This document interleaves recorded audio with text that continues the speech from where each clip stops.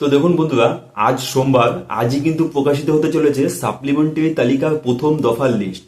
তো এই যে সাপ্লিমেন্টারি তালিকার প্রথম দফার লিস্ট আজকে প্রকাশিত হবে, এটা আপনারা কখন কোন সময় দেখতে পাবেন, নির্বাচন কমিশনের পক্ষ থেকে কি কি বলা হয়েছে এবং তার সাথে সাথে কত ভোটারের নাম নিয়ে কিন্তু এই লিস্টটা প্রকাশিত হচ্ছে এবং দেখা যাচ্ছে যে এই লিস্টে এটা আপনারা কোথায় দেখতে পাবেন এবং যাদের নাম বাদ যাবে তারা কি করবে, এই সবকটা প্রশ্নের উত্তর নিয়েই কিন্তু এই ভিডিওতে বিস্তারিত আলোচনা করব।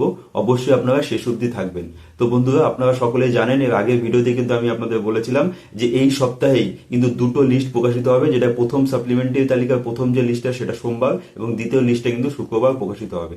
তো এই মুহূর্তে বিভিন্ন সূত্র এবং সংবাদ মাধ্যম দ্বারা কিন্তু যেটা জানা যাচ্ছে যে এই যে লিস্টটা প্রকাশিত হবে সেটা কিন্তু দুপুরের পরেই কিন্তু এই লিস্টটা বিকেলের দিকে প্রকাশিত হবে বলে বিভিন্ন সূত্র এবং সংবাদ মাধ্যম দ্বারা জানা যাচ্ছে। তো বন্ধুরা, এই লিস্টে দেখা যাচ্ছে কত ভোটারের নাম নিয়ে কিন্তু এই লিস্টটা প্রকাশিত হবে। তো বিভিন্ন সূত্র এবং সংবাদ মাধ্যম দ্বারা যেটা জানা যাচ্ছে কিন্তু এখনো পর্যন্ত প্রায় 28 লক্ষ মানুষের নাম কিন্তু দেখা যাচ্ছে যে ডকুমেন্ট সেটা ভেরিফাই কাজ কিন্তু সম্পন্ন হয়েছে, যেটা কিনা জুডিশিয়াল অফিসাররা সম্পন্ন করেছেন। তো এই 28 লক্ষ ভোটারের নাম নিয়েই কিন্তু এই তালিকাটা প্রকাশ হতে চলেছে এবং দেখা যাচ্ছে কত নাম বাদ যাওয়ার সম্ভাবনা রয়েছে। তো বন্ধুরা, আমি কিন্তু আপনাদের এটাও জানিয়ে দেবো, যেটা বিভিন্ন সূত্র এবং সংবাদ মাধ্যম দ্বারা জানা যাচ্ছে যে এর মধ্যে থেকে কিন্তু প্রায় 8 লক্ষ মানুষের নাম কিন্তু সাপ্লিমেন্টারি তালিকায় বাদ যেতে পারে, এমনই কিন্তু সম্ভাবনা জানা যাচ্ছে বিভিন্ন সূত্র এবং সংবাদ মাধ্যম দ্বারা। এবং তার সাথে সাথে দেখা যাচ্ছে এই যে লিস্টটা সেটা আপনারা কোথায় দেখবেন। তো বন্ধুরা, এই লিস্টটার যে হার্ড কপি, সেই হার্ড কপিটা কিন্তু ডিএম অফিসে থাকবে এবং তার সাথে সাথে আপনারা যদি অনলাইনে দেখতে চান, তা আমি আগেই বলেছিলাম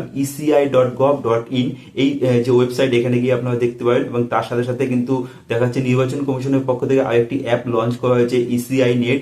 এই ইসিআই নেটে গিয়েও কিন্তু আপনারা আপনাদের এপিক নাম্বার দিয়ে এই লিস্টটা দেখে নিতে পারবেন। তার সাথে সাথে আরেকটি গুরুত্বপূর্ণ যে প্রশ্নটা উঠে আসছে যে যাদের নাম দেখা যাচ্ছে এখান থেকে বাদ যাবে, ডিলিটেড থাকবে, তো তারা কি করবে। তো দেখুন বন্ধুরা, এটা নিয়ে কিন্তু আমি আগেই বলেছিলাম, সুপ্রিম কোর্টের নির্দেশে কিন্তু ট্রাইব্যুনাল গঠন করা হয়েছে। তো এই সাপ্লিমেন্টারি লিস্ট প্রকাশের আগেই কিন্তু এই ট্রাইব্যুনালটি গঠন করা হয়েছে। 19টি জেলার জন্য কিন্তু প্রাক্তন বিচারপতি, 19 জন প্রাক্তন বিচারপতিদের নিয়ে কিন্তু এই ট্রাইব্যুনালটি গঠন করা হয়েছে।